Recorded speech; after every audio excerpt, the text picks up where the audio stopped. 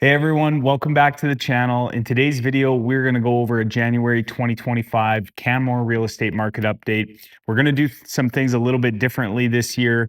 We're going to talk about specifically the month of January and explain to you guys what happened. And then we're also going to talk about the little hamlets and Banff as well, just so our clients in those areas can get up to date on some statistics of what's happening in their market there. And then at the end of the video, we're going to talk about some year-to-date and active inventory and whatnot, so you can see how that's comparing to years previous. And then we'll break down the market. So make sure you stick around to the end of the video because that's where we're going to explain the numbers, explain the data, and give you a little bit of a synopsis on what's happening. So do you want to start off by talking about Canmore specifically? Sure do. So in Canmore in 2025, January, we had 25 sales. Average sale price 1.722 million. Average square foot price of $804 a square foot, and the average days on the market was 106 days. Dead Man's Flats. We had 2 sales for an average sale price of just over $850,000. The average square foot price $957 a foot, and an average days on the market of 130. We had no sales recorded for January in Harvey Heights, Lac des Arcs, or Exshaw. But in Banff, there was 5 sales. $780,000 was the average sale price. $618 a square foot, and 101 days on the market. Now we'll talk about Canmore property types specifically. Single family homes. We saw 7 sales in Canmore for January. Average sale price just under $3 million for those single families.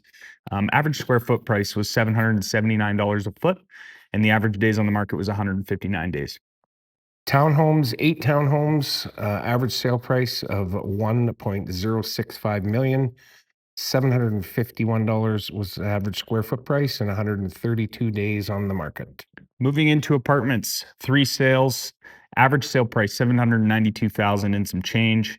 Average square foot price was $857 a foot, and 68 was the average days on the market. Our half duplexes, there was 5 sales, $1.946 million.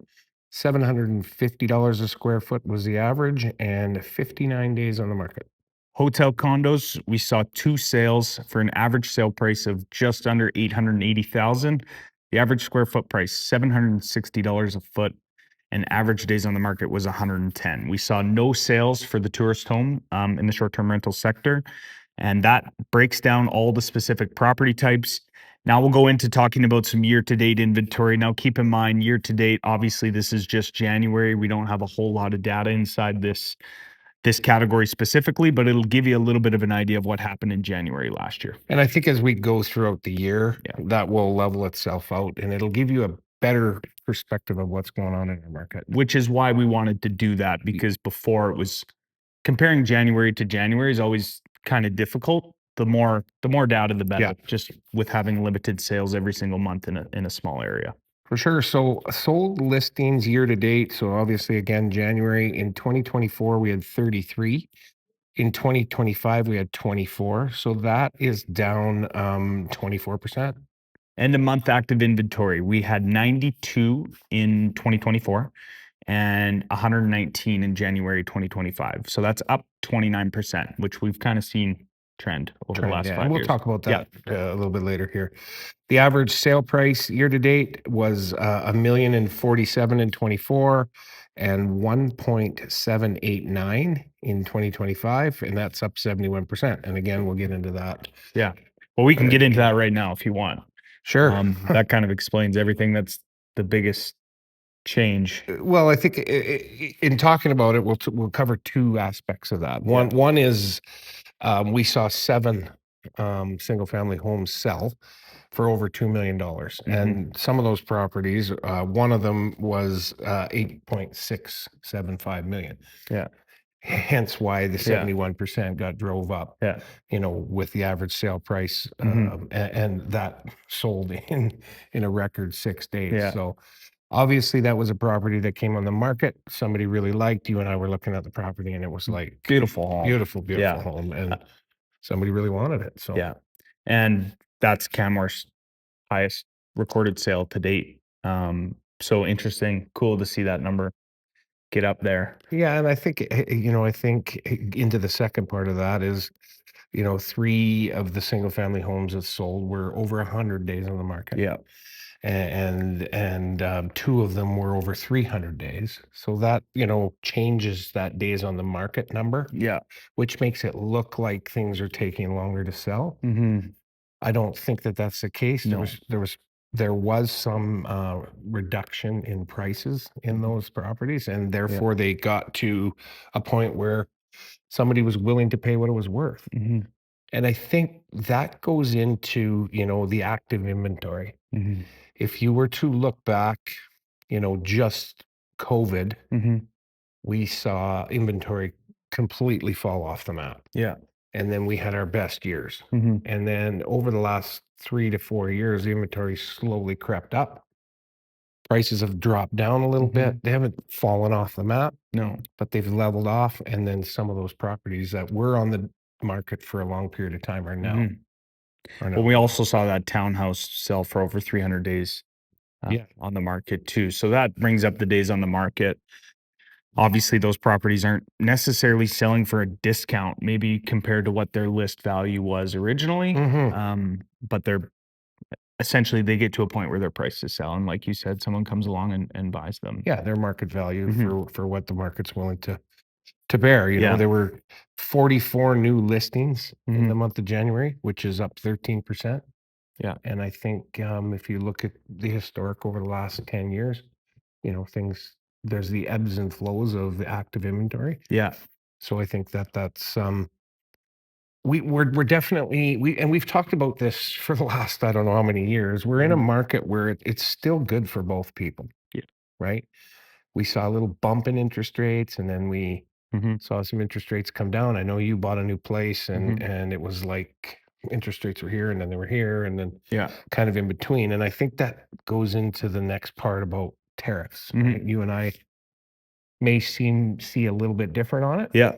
Well, why don't you talk a little bit about what you see in the tariffs, and that all the talk about that and what it'll do to interest rates and so on. Yeah. I mean, obviously, I'm not incredibly educated on tariffs and the impact of what it's going to do to the economy and so on and so forth. I know that there's some people who are, concerned, and I think everybody who's in Canada is a little bit concerned of what's going on, right? We don't necessarily have a ton of stability from up top at the moment. Mm-hmm. Um, but with the tariffs specifically, I mean, if it sounds like they're coming in, obviously they got bumped a little bit, but if they do come in, I think that's obviously going to change the value of the Canadian dollar a bit. Mm-hmm. I And think in that's already happened. yeah, Yeah. yeah, it's happened. I think it'll happen a little bit more. And then in turn, I think what'll happen is the bank is gonna drop interest rates, Mm-hmm. which I think is kind of a given. They've already talked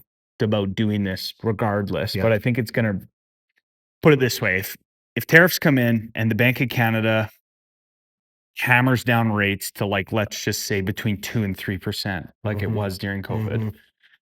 I think that for Canmore specifically, it's gonna make things go crazy again. Yeah. And that's just my opinion. I think people who have money, they're gonna see it going, "Okay, these tariffs, it's definitely something that, in my opinion, isn't gonna be here long term or forever." Mm-hmm. They're obviously gonna figure out some sort of solution. And so when they go away and rates go back up and things go back to normal, these people are gonna have these great rates, and they're just gonna come in and buy all the real estate just like what they did during COVID. Yeah. That's my personal opinion. I think people who have a lot of money who are looking to invest are gonna eat this up if that's what happens. Mm-hmm. Do I think it's for the greater good of Canmore or for the greater good of Canada? No, I don't. Um, Right. but people are gonna take advantage of their financial situation, in my opinion, and go from there. I mean, that's just how things work. And I'm a little bit on the other cautious side. I've had a few clients that were ready to kind of go. Let's get moving. Let's buy something. And then, the American government was changing, and the threat of tariffs. There wasn't even any tariffs Yeah. on, just like there isn't now. But the threat of them, and they've kind of pulled back. Hmm. So my opinion is a little bit more skewed. I think inflation will go up. and that's never a good thing. So I think on the part of people with money, I Mhm. think it will drive that, Yeah. which will probably be more the short term Yeah. investment type properties, Yeah. which if we look at the data, Mhm. those have been the properties that have been hurting the most, I think. Yeah. We've seen less and less sales. Yeah.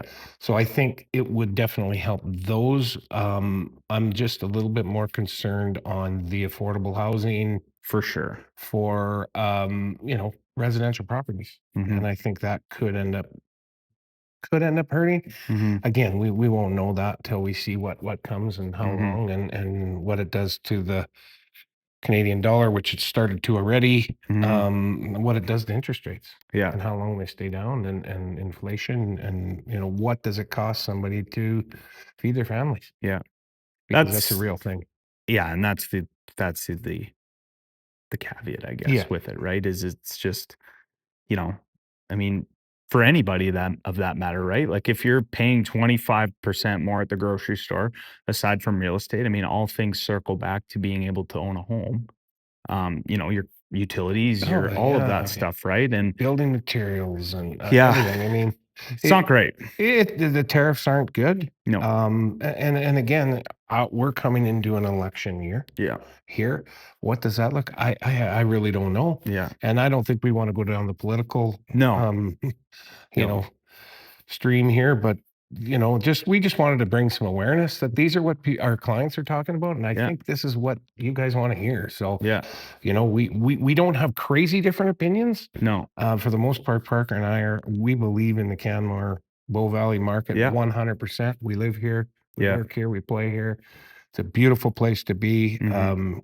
I was in Whitefish this last week and got to see a similar type of town, Mhm. and we got it going on here. Yeah. It's pretty special and Yeah. Well, spectacular. and the So, people that live here and come and visit here are like special people. yeah, So, yeah. yeah, we do deeply care about the community and it's very important to us. So, I mean, regardless of how tariffs affect the market and whatnot, our job is to educate you guys and help you guys out as much as we can and bring awareness. And like you said, have these types of conversations because at the end of the day, whether we're right or wrong or, a little bit of both, it's people want raw, people want opinions. So Yeah. that's, in 2025, we're going to give you that. We're not going to, you know, Yeah, beat around the bush. no, we're pretty comfortable with where we're at in So, this yeah. market and industry. So Anyways, if you want more information, obviously stay tuned to February's market update because we're going to have some more information on all the above. And if you want a copy of these statistics, reach out to us. We're happy to provide them to you guys. We love educating people on the Canmore market and where we live and get to call home. And just one other thought on that yep. too, Parks, because we've changed a little bit in talking about some outlying areas, some hamlets. Mhm. We didn't break down those specific markets, the property types. So Yeah. if you want that information, please reach out to us. We'd love to have a conversation with you and tell you what's going on in the Bow Valley, because what we want to do is give people the information of the Bow Valley, not just Canmore. Yep. 100%. We look forward to coming at you guys with more content moving forward and wishing everybody a successful 2025 year. And we'll see you soon.